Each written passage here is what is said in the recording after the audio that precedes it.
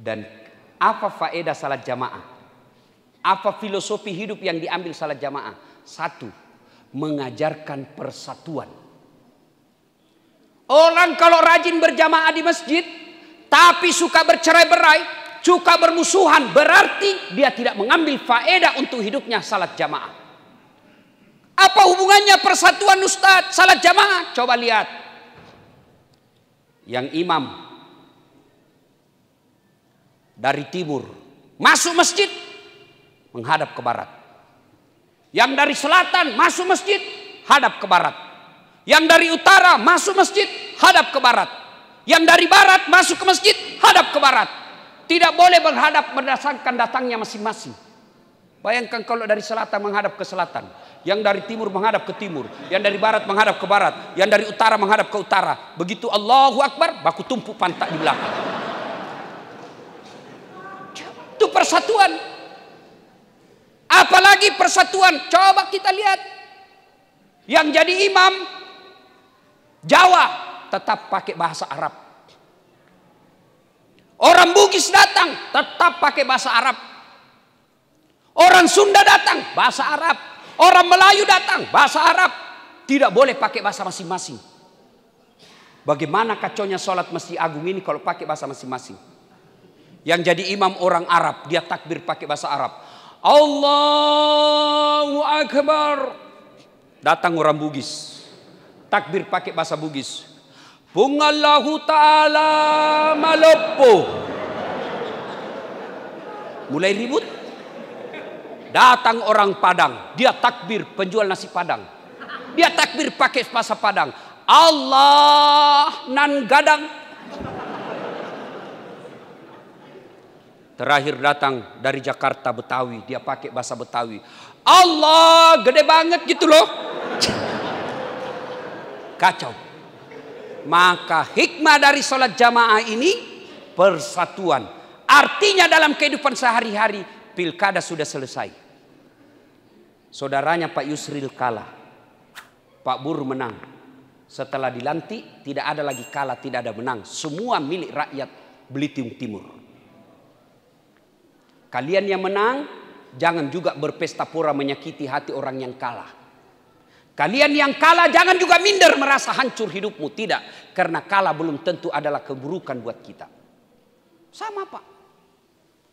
Dan saya tadi sampaikan kalau bisa Pak, sambutan tadi tidak ada lagi Bugis, tidak ada Madura, tidak ada Melayu, tidak ada nah itu. Jangan lagi bilang saya Bugis, saya Melayu, saya Madura, saya Jawa. Tidak ada. Seluruh rakyat adalah masyarakat Belitung Timur. Wujudkan persatuan. Maka yang kalah datang kepada yang menang. Pak, selamat Pak. Pilihan politik berbeda. Tapi sekarang saya akan bantu Bapak memajukan Belitung Timur.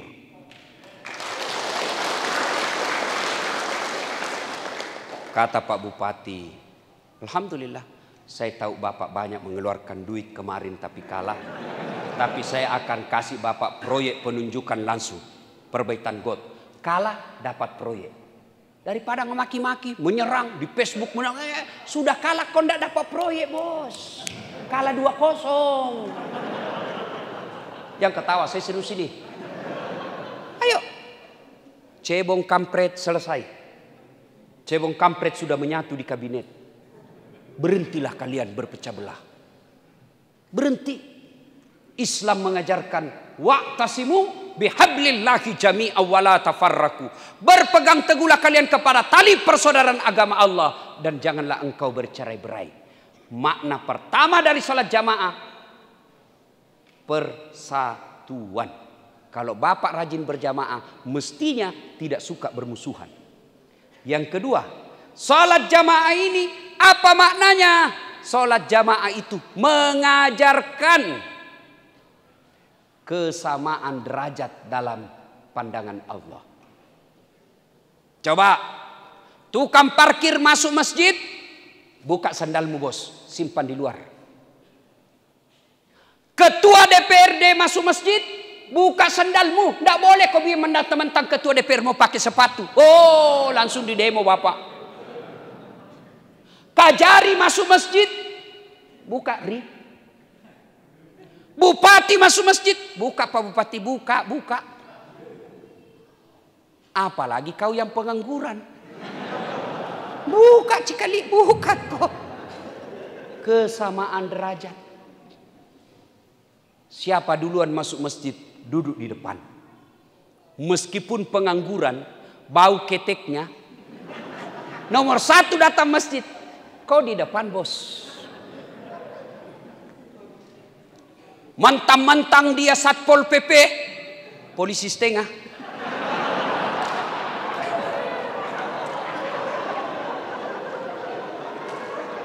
Ya kan? Coba deh, Satpol PP itu kan biasa saya lihat juga senjatanya itu tempatnya saja Pak, tidak ada senjatanya.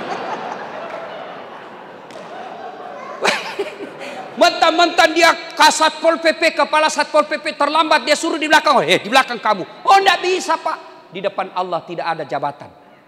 Sama. Itulah filosofi bermasyarakat yang diaplikasikan dalam sholat jamaah. Apalagi sholat jamaah mengajarkan adab-adab bermasyarakat.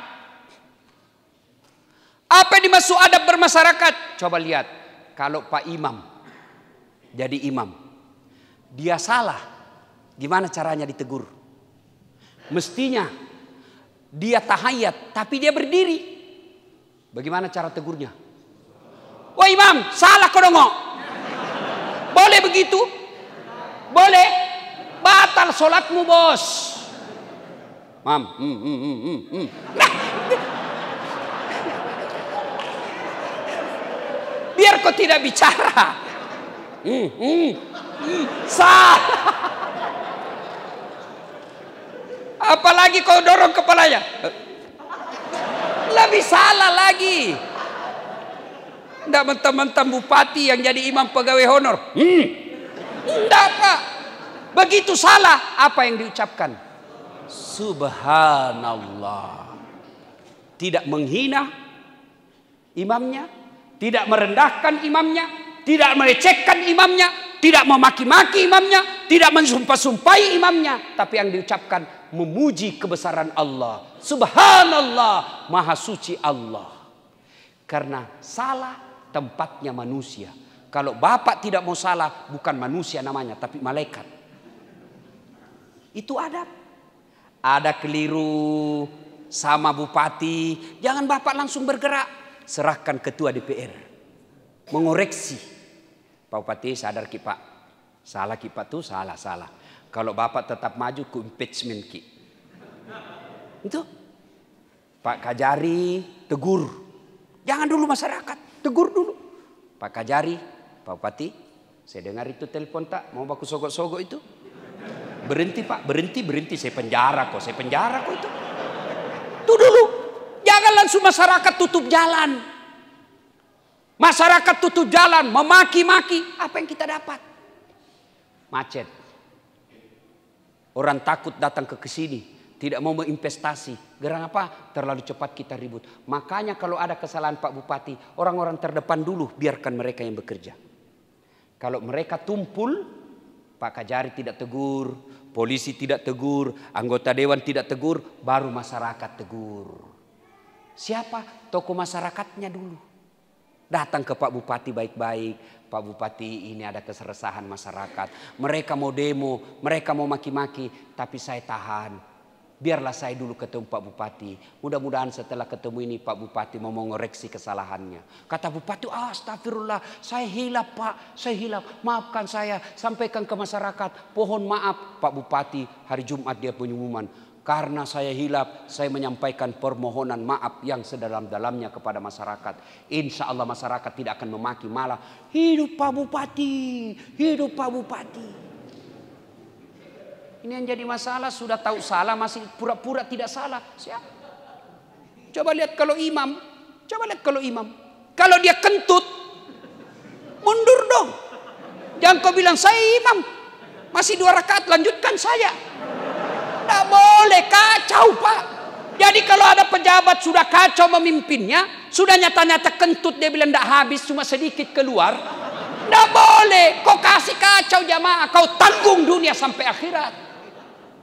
Jangan lagi bilang tinggal 2 tahun, tidak boleh kau rusak jamaah. Saya heran di negara kita ada juga orang yang selalu memelihara perdebatan, keributan. Senang kalau kita ribut terus, senang kalau kita tidak tenang. Itulah yang diajarkan filosofi sholat jamaah. Kalau imam salah, begitu kau kentut, tinggalkan posisimu, maju yang di belakang. Kadangkala kita malas datang berjamaah kalau salat jamaahnya tidak dipahami oleh pengurus-pengurus masjid. Yang jadi imam suka ganti-ganti sunnah. Nabi katakan kalau kau jadi imam ringkaskan bacaanmu. Sekalinya dia jadi imam pak, dia sengaja baca yang panjang. Padahal Nabi bilang pendekkan sholatmu kalau kau jadi imam. Kalau kita yang banyak pak, kalau dia sendiri kul-kul. Sekalinya dia jadi imam, Masya Allah. Apa dia baca? Surah apa? Surah Al-Ma'idah ayat 7 sampai 25. Dia husu dengan bacaannya, kita husu dengan hayalan. Kita mau ikut tidak dihafal. Kita mau ruku, imam belum ruku. Terpaksa kita baca semua pengumuman di dinding masjid. Kita baca ini Pak. Masjid Agus Darussalam Belitung Timur. Kenapa? Imsak jam 5.40. Subuh jam 4.30. Dibaca semua itu Pak. Ternyata bacaan imam belum habis. Kita baca lagi apa? Kita baca lagi kalender Persatuan Guru Republik Indonesia cabang Kabupaten Belitung Timur. Ternyata imam belum selesai. Kita baca lagi apa? Bajunya orang Pak. Dukung caleg nomor 3 untuk DPR RI. Dibaca semua itu Pak. Siapa yang salah? Siapa yang salah? Siapa salah? Imam. Maka itulah filosofi sholat berjamaah. Imam, pemimpin, bupati harus punya rasa kepekaan penderitaan masyarakat. Kalau kita lihat kenapa ini masyarakat banyak yang warung-warung kopi berdiskusi jelek, koreksi diri. Itulah imam. Kenapa itu imam setiap mau angkat takbir, sunnah itu lihat ke samping kiri kanan. Salat jami rahimakumullah, salat jami rahimakumullah. Tujuannya apa? Lihat pasukan. Kalau banyak orang tua jangan panjang-panjang. Nah siksa pak orang tua, pak orang remati. Naik lagi kepalanya.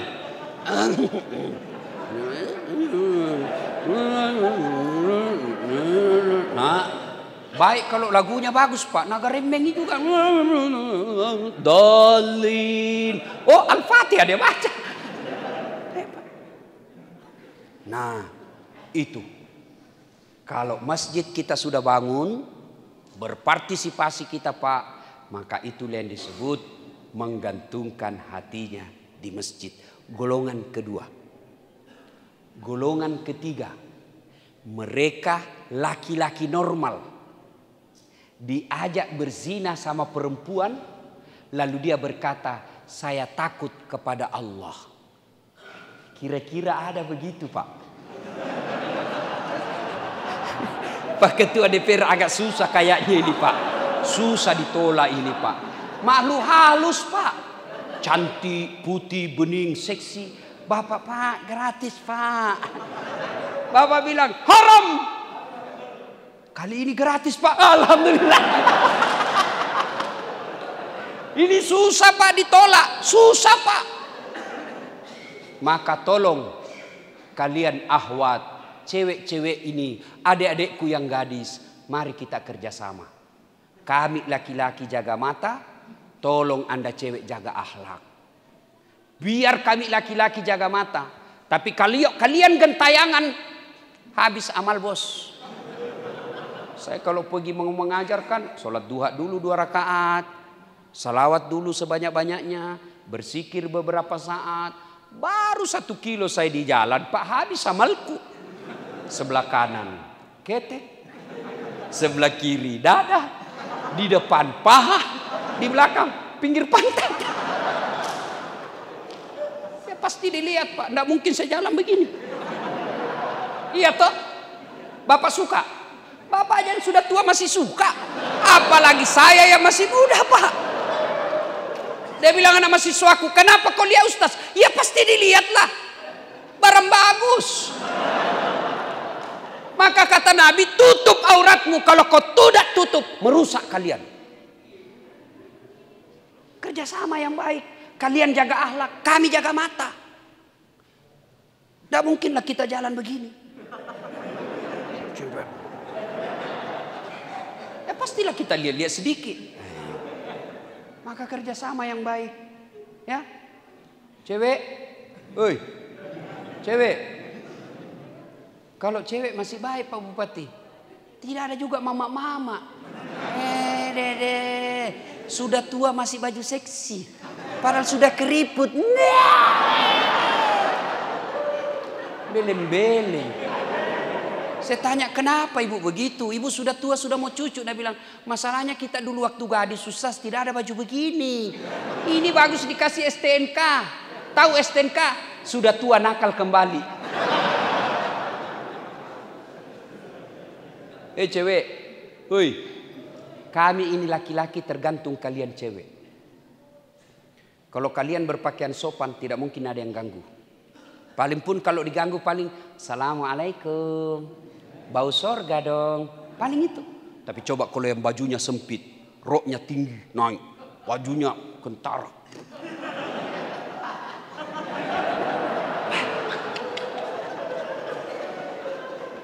Lewat apa dia bilang anak muda? Cewek jungkir balik dong. Ayo.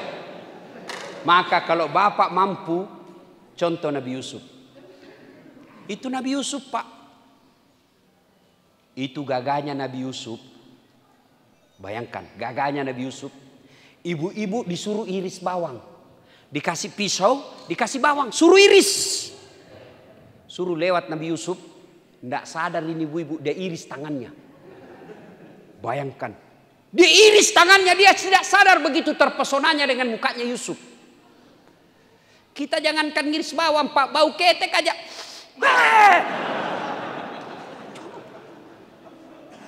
Hebatnya itu Nabi Yusuf, cakep, gagah. Dipelihara oleh Suleha. Pergi suaminya, Suleha, Perdana Menteri, pergi. Begitu pergi suaminya, Suleha mulai naik akalnya. Cup, kita cuma berdua Cup. Kata Yusuf, tidak, bertiga. Berdua, bertiga. Siapa? Saya, ibu, Allah. Sudahlah Cup, kalau Allah tidak ribut. Beda Satpol PP kita disergap. Sudahlah Cup, sini Cup. Yusuf tidak mau. Sebenarnya menurut Quran, pada waktu itu Yusuf juga terpesona dengan Suleha. Cuma ketika itu dia melihat seolah-olah ada rambu lalu lintas, huruf P silang warna merah. Dilarang parkir kok di situ Yusuf. Lalu Yusuf lari. Begitu lari Suleha tahan. Dia tarik Yusuf. Cek. Begitu dia tarik Yusuf, datang suaminya Suleha tertangkap basah. Saya tidak tahu kenapa orang tertangkap basah kalau ada disebut tertangkap basah padahal bajunya kering. Tolong jelaskan saya Pak Kajari, kenapa kira-kira itu ya disebut tertangkap basah padahal dia kering Pak, dia kering. Wow, namanya perempuan langsung acting. Maka hati-hati sama perempuan Pak. Langsung acting. Kemarin saya mau diperkosa. Itu cucu. Kurang ajar cucu Bang. Dia sudah dipelihara dari kecil. Dia mau perkosa saya. Dia bilang, bukan dia yang mau perkosa saya. Bohong ini. Akhirnya apa? Memang kau kurang ajar Cuk. Marah suaminya. Tapi Yusuf bilang tidak, demi Allah, bukan saya, dia yang mau perkosa saya. Akhirnya masuk salah satu pembantu orang yang ada di rumah itu dan berkata kepada suaminya Suleha, periksa saja. Kalau bajunya Yusuf robek dari belakang, berarti Suleha yang memperkosa. Tapi kalau bajunya Yusuf robek dari depan, berarti Yusuf yang nyasa, yang sangar. Periksa. Oh, Yusuf robek bajunya dari belakang. Tapi kan malu Pak. Istri Perdana Menteri. Tutup rahasia negara. Adili Yusuf tetap salah. Coba bayangkan Pak. Tinggal berdua. di kamar, tidak ada saksi. Yusuf menolak. Maka laki-laki yang menolak ajakan untuk seperti itu dan dia berkata, saya takut kepada Allah, jatahnya masuk surga, dilindungi di pada mahsyar kelak. Ini kan berat, Pak, berat. Kira-kira bisa? Susah. Kalau begitu ambil yang dua tadi. Jadi pemimpin yang adil, jadi orang yang menghidupkan hatinya di masjid. Yang ketiga, yang menolak ajakan untuk bermesum. Ibu bapak saudara-saudara sekalian, sebenarnya masih ada 4 lagi, tapi waktu yang terbatas. Insya Allah lain waktu dan kesempatan kita akan lanjutkan. Menurut aturan prokes tidak boleh lama-lama berkumpul seperti ini, Pak. Maka yang tersisa 4, insya Allah kita datang lanjutkan lagi setelah Pak Bupati dilantik.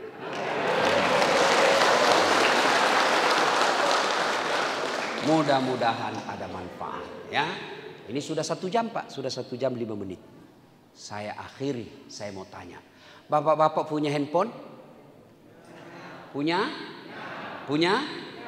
Itu handphone kalau dipakai terus kenapa? Hah? Lobet. Kalau lobet diapain, Bu? Kalau tidak dicas kenapa? Kalau mati masih bisa dipakai? Tidak. HP baru pulsanya 5 juta. Bisa dipakai? Tidak. Kalau HP lobet, cas 1 jam full, berarti HP-nya bagus. Ya toh? Cas 1 jam masih lobet. Cas 2 jam masih lobet, cas 3 jam masih lobet, berarti HP-mu rusak. Nah, alhamdulillah baru saja saya ngecas Bapak 1 jam 5 menit. Belum puas? Ibu-ibu belum puas? Memang saya bukan laki-laki pemuas. Mati muda saya kalau saya kasih puas semua ini ibu-ibu di luar. Nah, kalau sudah dengar ceramah saya 1 jam ini, Bapak kemudian yang terutamanya ini Bupati yang akan dilantik. Beliau menjadi Bupati yang baik, Ketua DPRD yang baik, maka insya Allah berarti casnya bagus, HP-nya baik. Allah hadiahi ayat Bismillahirrahmanirrahim. Innamal mu'minuna alladzina isa dzukirallah wajilat qulubuhum. Orang yang baik imannya, selesai dengar dakwah menjadi lebih baik lagi. Tapi kalau sudah dicas 1 jam, dia tidak mempan, malah dia bilang tidak usah lagi undang itu Ustaz, tidak enak ceramahnya, kita aja terus dia SMS, tidak usah. Nah, berarti Bapak disindir Al-Quran. Wa thawaun alaihim a'anzartahum am lam tunzirhum la yu'minun. Kau sampaikan ayat Allah atau tidak sama saja, mereka tidak akan beriman. Bahkan mereka lebih hina dari binatang. Tahu binatang? Tahu binatang? Kambing. Itu kambing, kalau ada kakak saya jual beli kambing. Kalau kambingnya nakal, Pak, dia panggil penjaganya. Hei, balu jual ini, suka naganggu temannya. Bawa ke pasar. Sampai di pasar, tidak ada yang beli. Bawa pulang. Potong, kita makan sama-sama. Dagingnya, sate kambing. Kakinya, sop kikil. Ekornya, sop buntut. Pipinya, sop pipi. Lidahnya, sop lidah. Tanduknya, perhiasan. Kulitnya, perhiasan. Isi perutnya, jadi coto. Semua dipakai, Pak. Kambing, nakal, jual. Tidak ada yang beli, potong, kita makan sama-sama. Kalau ada masyarakat Belitung Timur, panggil ceramah, tidak mau. Suka ganggu orang, jelek mukanya, bau keteknya, busuk mulutnya, kuat makan, diapain? Hah? Diapain? Siapa mau beli? Potong, siapa yang mau makan? Itulah yang Allah sindir, mereka lebih hina dari binatang. Pak Bupati, Pak Ketua DPR, Haji Lampe tidak mau masyarakat Belitung Timur lebih hina dari kambing, maka malam ini dihadirkan Ustadz Das'ad agar kita lebih mulia daripada kambing. tidak ada gunanya dengar ceramah 1 jam kalau pulang tidak ada faedah yang kita dapat. Wujud konkretnya pejabat menjadi pejabat yang amanah, masyarakat mulai datang berjamaah di masjid, kemudian adik-adik akhwat cewek berhentilah kalian menjadi perempuan-perempuan penggoda, jadilah perempuan muslimah yang dirindukan oleh Allah dan Rasulnya. Demikian, mudah-mudahan ada manfaat. Sebelum saya akhiri, saya ingin berpantun. Kenapa MC tadi berpantun, saya juga menutup dengan pantun. Buah jeruk, buah anggur, buah kelapa, buah mangga, buah nenas, buah pepaya. Itulah buah-buahan. Assalamualaikum warahmatullahi wabarakatuh.